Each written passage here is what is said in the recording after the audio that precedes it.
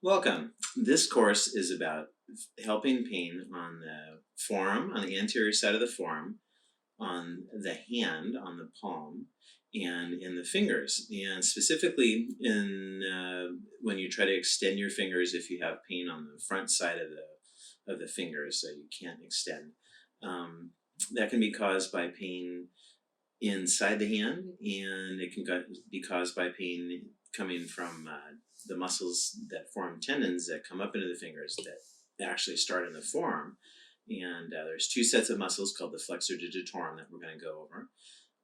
The deep flexor digitorum is called flexor digitorum profundus, and it's very interesting because it forms tendons that go through ringlets in the flexor digitorum superficialis, the one that flexes the fingers.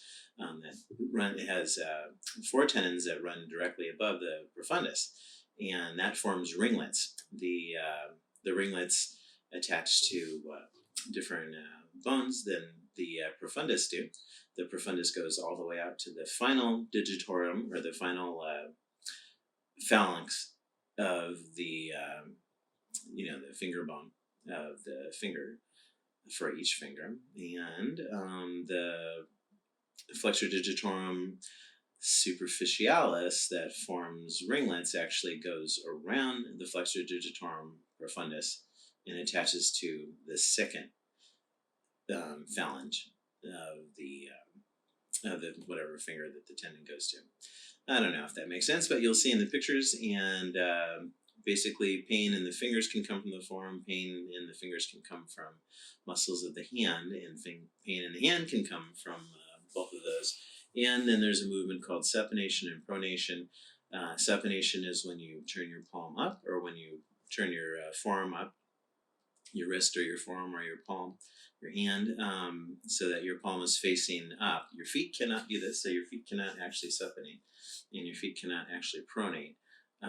Those terms are incorrectly used sometimes, but your hand definitely can. And when you turn your palm facing down, that's called pronation. Sometimes those movements are limited, and especially when you have hand pain and pain on the front of the forearm. So these all kind of go together, so that's why they're all in the same class.